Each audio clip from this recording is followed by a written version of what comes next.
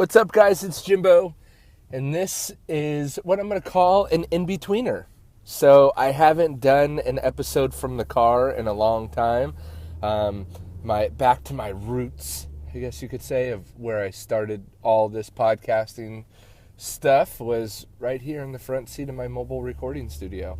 And if you go back to the way back episodes, I was in the creeper van and then the Sprinter van and now a truck. So anyway, not the purpose of this episode, or this in-betweener, which would be an in-between episode. In my quest to always put out more and more content for you guys, this is what I came up with. So this week's in-betweener, and I'm not guaranteeing that I'm going to do these on a regular basis, I'm just putting this one out there. This week's in-betweener has to do with why I do free work. So a lot of people get hung up on doing free details, free services, free anything. They want to be paid right out of the gate for anything that they're going to be doing. And trust me, I'm a big advocate of that. I don't think that you should be doing free work all the time. Now, in the beginning, if you're just getting started in your detailing business, or you're trying to hone your skill set, whether you're a business owner or a non-business owner, and say you just want to get better at detailing, free may be a better option to get more cars on your plate, in your driveway, in your garage, in your shop, whatever.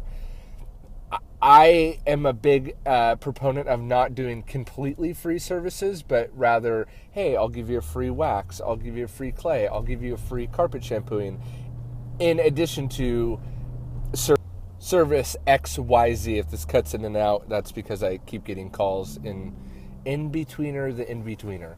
So let me give you a rundown of what happened yesterday to me, and this is what I hope to use these in-betweener for, or real life case examples of day-to-day business in my detailing business. So I get called out to do a detail for this lady in the local city that I live and mainly operate in. So a local resident, she found out about me through the nextdoor.com, which is basically like talking to your neighbor, but without having to talk to your neighbor, essentially. You can check it out, nextdoor.com. I am kind of iffy on it, using it, but I've actually, within the past month, lined up about 5 to 10 jobs directly related to people talking on this Nextdoor. It's an app and also a platform, whatever. So, nextdoor.com. So, it's a referral from that. I detailed one of her cars 2 months ago, coming back to detail her car. As we do the vehicle evaluation, she tells me exactly what she wants, what she's looking for, which was a wash and a wax with a leather conditioner on a nice Infinity. Very, very good shape. And as I was performing the service, I felt a little bit of roughness in the paint, but honestly, she had already kind of balked at the price that I gave her just for the wash and the wax. So my mindset was, you know what, I'm not even going to mention a clay because it doesn't really need it.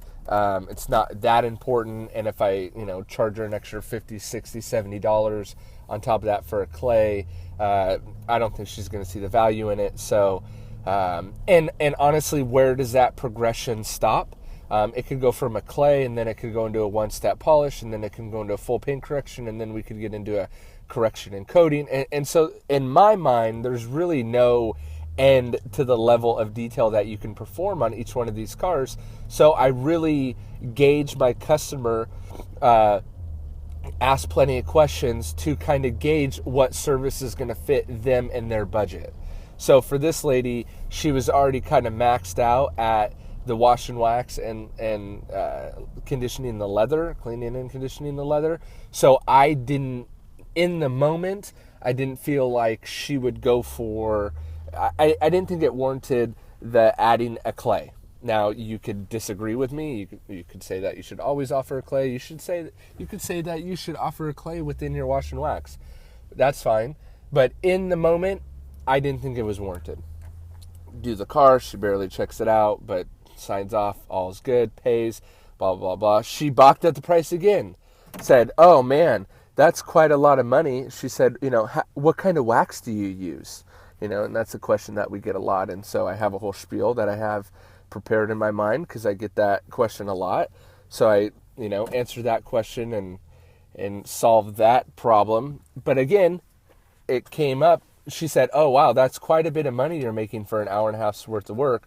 And boom, that's like a serious red flag for me. When someone says that, that's trouble is ensuing. Trouble is coming down the road. So I was exactly right. About a few hours later, I get a phone call from the lady asking if I had truly waxed the entire car. Now, this may seem like an absurd question to a detailer, but maybe not an absurd question for a basic consumer customer. So, and I was intrigued, so I said, well, what is it that makes you think that I only waxed half the car? Or she really only thought I had waxed the bumper and not the rest of the car.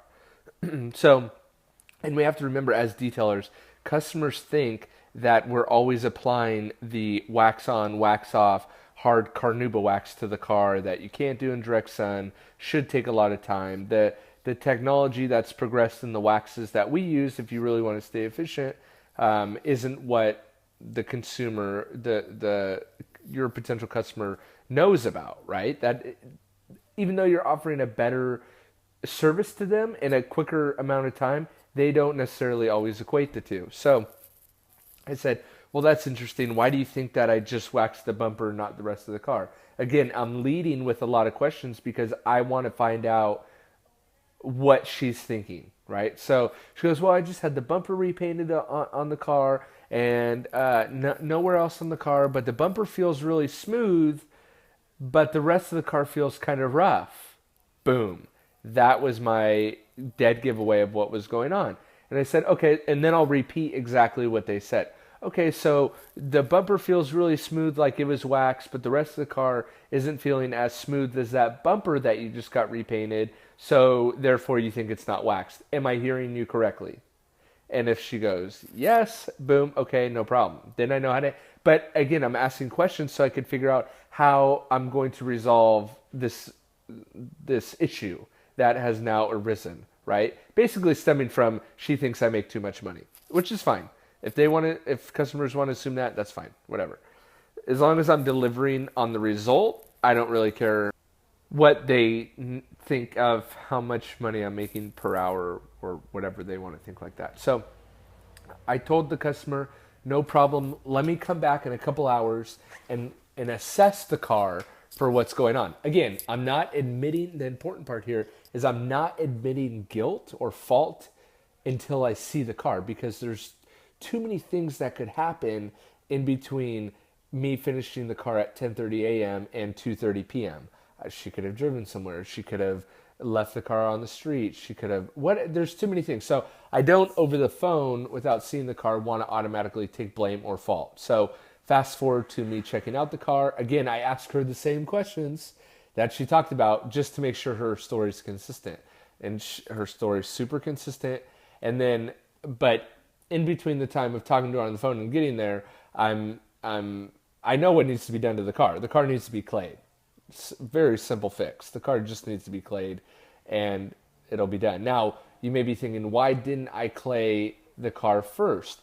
Again, going back to what I first talked about, I didn't think that she would be willing to pay to clay the car, and I don't do services for customers for free, okay, unless it gets brought up. So what ends up happening is I'm thinking on my way over back to this customer's house, gosh, how do I explain to her that she has embedded contaminants in her paint that are causing the roughness, and those need to be removed, and then I could re-wax the car and the whole car will be smooth, right?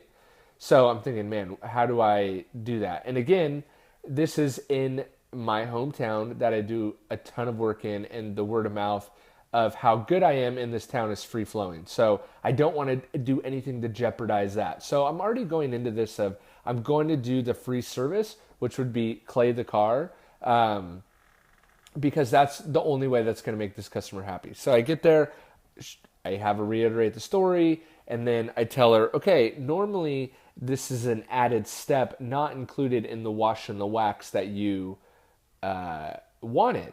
And yes, I did feel the roughness in the paint, but I didn't think that it was bad enough to warrant the extra charge that I didn't think that you were willing to pay. Fair.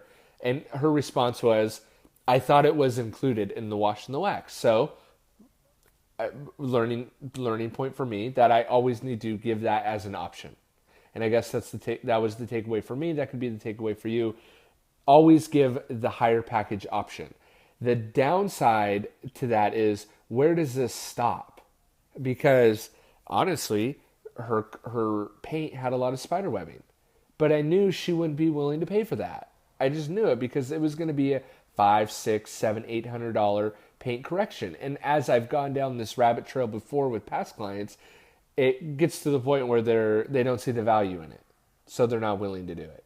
So again, that's the trap for us as the business owner, is that it's a never-ending trap or never-ending trail that you could go down to that is littered with traps. So for this particular instance, it was, I told her, look, it's normally an additional fee for what you want to get done. I did not wax your car. I want to be clear. I'm not admitting guilt. I didn't not do what I said I was going to do. I just didn't do what I didn't say it could be done. So, but I said, no problem. I'm going to fix it for free because I know cleaning the car wasn't bad. It's going to take me 20 minutes, re-wax it. It's going to be no big deal. Not a big deal at all.